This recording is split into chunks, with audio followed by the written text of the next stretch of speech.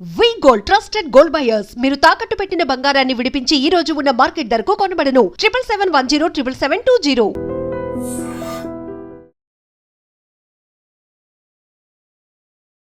Welcome to iDream media. So జనరల్గా కడుపులో నులి పురుగుల సమస్య చాలా మందిని ఇబ్బంది పెడుతూ ఉంటుంది. అయితే దీనికోసం రకరకాల టాబ్లెట్స్ అనేవి వాడుతూ ఉంటారు. అలా కాకుండా న్యాచురల్ వేస్ ఏమున్నాయి, ఈ కడుపులో నులి పురుగులు ఉంటే మనకి ఎలా తెలుస్తుంది, ఇలాంటి అనారోగ్య సమస్యలు వస్తాయి, పూర్తి వివరాలు తెలుసుకుందాం. మనతో పాటు ప్రముఖ vegetable therapist and sun spiritual society founder, Leo diet specialist Vikramaditya Guruji ఉన్నారు. గురూజీ నమస్తే అండి. సూర్యోస్మేమా. అంటే కడుపులో నులు పురుగులు సమస్య ఇబ్బంది పెడుతూ ఉంటుంది. అంటే కామెంట్ రాశారు, అంటే ఎట్లా తగ్గించుకోవాలి అని. అంటే ఆ ప్రాబ్లం అనేది ఎందుకు ఉంటుంది అసలు? అంటే మనకి జీవన విధానంలో శుభ్రత కొరవడినప్పుడు, శుభ్రంగా లేనప్పుడు, శుభ్రత తగ్గినప్పుడు, హైజీనిక్ మెయింటైన్ చేయనప్పుడు, ఇంకొకటి ఏంటంటే మనం కేవలం అంటే చేతులు ఒక్కటే శుభ్రంగా ఉంచుకున్నామా అనేది కూడా కాదు. మనం వాడుతున్నటువంటి పాత్రల యొక్క గుణగణాలు, పాత్ర చాలా ఇంపార్టెంట్ ఇక్కడ. ఆ పాత్ర మనం ధరించినటువంటి ఈ దేహం కూడా ఒక పాత్ర. ఇది ఎంత స్వచ్ఛంగా ఉంటుందో లోపల ఆత్మ అంత ఉన్నతిని సాధిస్తుంది. కేవలం అంటే వైద్య విధానం అనేది ప్రతి దాన్ని మైల్యూట్గా, అంటే ఇంతకు ముందు డాక్టర్ అంటే ఎంబీబీఎస్ ఒకటే డాక్టర్, జనరల్ ఫిజిషియన్, ఆయనకి అన్నీ తెలుసు. ఇప్పుడు దాన్ని డివైడ్ చేశారు. కార్డియాలజీ సెపరేట్, ఇలా గ్యాస్ట్రోఎంట్రాలజీ, లేకపోతే రెస్పిరేటరీ, పల్మనాలజీ, యూరాలజీ, ఇలా డివైడ్ చేశారు. కానీ పూర్వం ఉండేదంటే ఒకటే డాక్టర్. అంటే ఇన్ని పెద్ద రోగాలు లేవు అప్పుడు. ఈ సమస్య పూర్వం బాగా ఎక్కువగా ఉండేది. మనకి కడుపులోంచి పాములు పడడం, ఏలిక పాములు అని చెప్పేసి అని చాలా పెద్ద పెద్ద పాములు చిన్నప్పుడు ఆ రోజులు. అంటే విలేజెస్లో ఈ సమస్య బాగా ఎక్కువగా ఉండేది. ఎందుకంటే అక్కడ మట్టిలో ఆడుకోవటం, మట్టిలో తిరగటం, ఇవి ఎక్కువగా ఉండడం వల్ల ఆ ప్రాసెస్ నీట్గా ఉండడం అనేది తక్కువగా ఉండడం దాని ప్రభావం. ఇప్పుడు అది అంటే ఇదివరకు అట్లా నేను మళ్ళీ ఎక్కడ చూడలేదు. అంటే ఒక 30 years బ్యాక్ మీకు ఆ వామ్స్, కడుపులో ఉండే నులి పురుగు కాదు అది, ఇంత సైజు నేను చూసడం జరిగింది. చాలా లావుగా బద్దె పురుగు అని చెప్పేసి అని అనేవారు. అంటే అంత పెద్దవి లోపల శరీరంలో ఉంటే ఇంకా వాళ్ళ జీవితాలు ఎలా ఉంటాయో అర్థం చేసుకుంటాం. అవి అంటే ప్రమాదం ఏంటి అంటే కింద కడుపులో మలద్వారం దగ్గర నుంచి ప్రవేశించడం, లేకపోతే కడుపులో ప్రవేశించిన అది పైకి వెళ్ళి బ్రెయిన్కి వెళ్ళినప్పుడు ప్రాణాపాయ స్థితి అని చెప్పేవారు. మీరు చూడండి, మేక తలని కట్ చేసినప్పుడు మేక మెదడులోంచి పురుగులు వస్తాయి, ఇంతంత పురుగులు ఉంటాయి. అంటే సహజంగా ముక్కులో పుడతాయి, అవి ముక్కులోంచి బ్రెయిన్కి వెళ్తాయి. మీరు అవి సెపరేట్ చేస్తారు, ఆ బ్రెయిన్స్ సెపరేట్గా అమ్మేటప్పుడు అందులో మీకు ఇంత పురుగులు ఉంటాయి. అంటే మనలో కూడా ఉంటాయి, అవి మనం కరెక్ట్గా లేనప్పుడు. వాటి వల్ల మనం తిన్న ఆహారం మనకు వంట పట్టదు. అంటే వాళ్ళు ఎంత తిన్నా సన్నగా ఉండటం, ఏదో ఒక రుగ్మతతో బాధపడుతుంటాం. మ్యాక్సిమం నాకు తెలిసినంత వరకు మీరు చెప్పిన ఆ చిన్న నులి పురుగు ఉండడం వల్ల ఆస్తమా, గ్యాస్ట్రై, ఈ సమస్యలతో ఎక్కువ బాధపడుతూ ఉంటారు. అలాగే ఇరిటబుల్ బౌల్ సిండ్రోమ్ అనే వ్యాధితో ఎక్కువ బాధపడుతూ ఉంటారు. మీకు మలద్వారం దగ్గర ఏదో మెదులుతున్నట్టు అనిపిస్తూ ఉంటుంది. అంటే ఈ మధ్య ఆ కేసులు వినటం జరిగింది. గోగుతున్నట్టు, దొరదొచ్చినట్టు, లోపలంతా కూడా ఒక రకమైనటువంటి అలజడి, కడుపులో సౌండ్స్ వస్తూ ఉంటాయి. ఎట్లా తగ్గించుకోవాలి దీనికి? అంటే మనం హైజీన్గా ఉండటం ఒకటి, ఎసిడిక్ నేచర్ ఫుడ్స్ ఎక్కువైపోయినాయి అమ్మా మనకి. మొత్తం అంతా ప్రాసెస్ ఫుడ్డే. ఇక అందులో మీకు రిఫైనరీస్, ఆయిల్స్ బాగాలేదు, షుగర్స్, మైదా, రకరకాలు, ఇవన్నిటి వల్ల మనిషి జీవన విధానం పూర్తిగా పాడైపోయింది. అందుకనే పూర్వం ఇలాంటి బాధపడే వాళ్ళకి, పురుగులతో బాధపడే వాళ్ళకి నెలకొకసారి ఆముదాన్ని వేసేవారు. ఆముదం. ఎందుకంటే అది చాలా కటు స్వభావాన్ని కలిగి ఉంటుంది, తీక్షణత అధికంగా ఉంటుంది. కడుపులో ఎలాంటి వ్యర్థం ఇది శరీరానికి పడదు, ఆముదం కూడా శరీరానికి పడదు. అందుకని ఆముదాన్ని అబ్జర్వ్ చేసుకునే తత్వం శరీరానికి ఉండదు. ఈ ఒక్క చుక్క లోపల ఉండదు, అది అంత త్వరగా బయటకు వస్తుంది. కేవలం అది శుద్ధీకరణకు మాత్రమే ఆముదాన్ని వాడతారు, అంత తీక్షణత. ఆ ఆముదాన్ని తీసుకోవడం ద్వారా, విరోచనం ద్వారానే మలద్వారం గోడలు అంటుకున్నటువంటి ఈ నులి పురుగు ఇవన్నీ కూడా బయటకు రావడం జరుగుతుంది, ఆముదాన్ని విరివిగా తీసుకోవడం. అలాగే అంటే అందరి జీవితాల్లోనూ చింతపండు చారు పోయిందమ్మా. చింతపండు చారు అంటే చింతపండు చారు అనగానే ఇప్పుడు ఆడవాళ్ళు చింతపండు నల్లగా ఉందా, చి ఇదేంటి అనే స్థితికి వచ్చారు. అది ఎప్పుడు ఫ్రెష్గా బ్రౌన్ కలర్లోనే ఉండాలి, అది ఫ్రిడ్జ్లోనే ఉండాలి. అది ఫ్రిడ్జ్లో పెట్టడం వల్ల చింతపండు యొక్క క్వాలిటీస్ని మనం కోల్పోయాం తప్ప సహజంగా చింతపండు సైడ్ మనకు అవసరం. మన చింతల్ని తీరుస్తుంది. దాన్ని వద్దు మానేయండి అని చెప్పే స్థితికి వచ్చారు. అంటే ఆ చింతపండుకున్నటువంటి క్వాలిటీని పూర్తిగా మర్చిపోయారు. ఆముదం తాగినప్పుడు మీకు ఇంకేం ఉండదు. చింతపండు చారు తాగటం, చింతపండు చారుతో అన్నం తినడం. అది మంచిది కాదు అన్నప్పుడు ఆ రోజుల్లో కేవలం ఎందుకు చారు పెట్టేవారు? లంకణం పరమౌషధం అయితే ఈ చింతపండు చారు తీసుకున్నా కానీ డివార్మింగ్ అవుతుందా? అవుతుంది. ఎందుకంటే మీకు కిడ్నీస్ ఫిల్టరేషన్ చాలా ఇంపార్టెంట్. అలాగే లంగ్స్ పులుపు అనేది మీకు అంటే చెవులను క్లీన్ చేస్తుంది.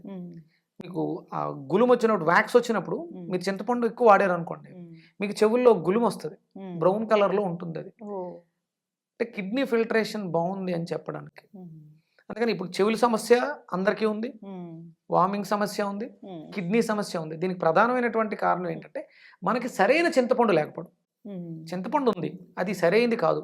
నిల్వ ఉంచే ప్రక్రియ ఎక్కడుందమ్మా? నల్లబడ్డ చింతపండు మంచిదా? అంటే ఇప్పుడు ఇది సీజన్, మనకి సమ్మర్లో చింతపండు వస్తుంది. సమ్మర్లోనే మనకు వచ్చేవన్నీ వచ్చేస్తాయి. వాటిలన్నింటిని శుభ్రం చేసుకొని నీట్గా గింజలు అవి తీసి ఉట్టెలు తీసేసుకుని వాటిని జాడీలో ఉప్పు వేసి ఊరబెట్టి పక్కన పెట్టేస్తారు. ఒక 6 నెలల తర్వాత వాటిని మళ్ళీ బయటకు తీస్తారు. కందిపప్పు, మినపప్పు, పెసరపప్పు నిల్వలు ఉండేవన్నీ కూడా ఆ సమ్మర్లో వాళ్ళని నిల్వ చేసేసుకుంటారు. నెక్స్ట్ అది వర్షాకాలం వచ్చే సమయానికి ప్రాసెస్ జరుగుతుంది, అప్పుడు వాటిని వాడుకునేవారు. ఇప్పుడు ఎప్పటికప్పుడు ఫ్రెష్ చింతపండు కాస్త కోల్డ్ స్టోరేజ్కి వెళ్ళిపోయింది. అందుకని అక్కడ విషంగా మార్చుకుంటాం. మన కిడ్నీలకి కావలసిన చింతపండుని విషంగా మార్చుకుని తెచ్చుకుంటున్నాం. ఎప్పుడు ఫ్రెష్గా ఉండాలి. అక్కడ నుంచి తెచ్చిన తర్వాత మళ్ళీ మన ఫ్రిడ్జ్లో పెడుతున్నాం. మన ఫ్రిడ్జ్లో ఎన్ని రోజులు మగ్గుతుందో తెలియదు. అందుకని ఇవన్నీ మనకి జీవన విధానంలో మార్పులు రావాలి. బియ్యం మంచివి కాదు, మంచివి కాదు, మంచివి కాదు. బియ్యం పూర్వం ఈ పంట వచ్చే సంవత్సరం మనం వాడుకునేవాళ్ళం. ఇప్పుడు పండిన దాన్ని ఒక సంవత్సరం గాదెల్లో నిల్వ ఉంచేవారు, తర్వాత వాటిని ఆడించుకునేవారు. ఇప్పుడు ఇమీడియట్గా చేలోంచే డైరెక్ట్ రైస్ మిల్కి వెళ్ళిపోతుంది, ఆడేసి వస్తుంది. మంచివి కాదనేస్తున్నాం, మంచిని పాడు చేసుకుని మంచివి కాదు అంటున్నాం. ఓపిక లేదు, డిమాండ్ ఎక్కువైపోయింది, తినేవాళ్ళు ఎక్కువైపోయారు, అవసరానికి మించి తినేస్తాం. ఇవన్నీ దానికి కారణాలు. అంటే ఈ థ్రెడ్ వంశ రావడానికన్నా లోపల తిన్నది జీర్ణమై బయటికి వెళ్ళిన తర్వాత మళ్ళీ భోజనం చేయాలి. కానీ అరగకుండానే లోపల ఉండగానే మళ్ళీ తినడం వల్ల ఉండిపోయిన లోపలిది ఈ బ్యాక్టీరియా పారాసైట్స్ పుట్టడానికి కారణం అవుతుంది. చిన్న లాజిక్ ఆలోచించాలి.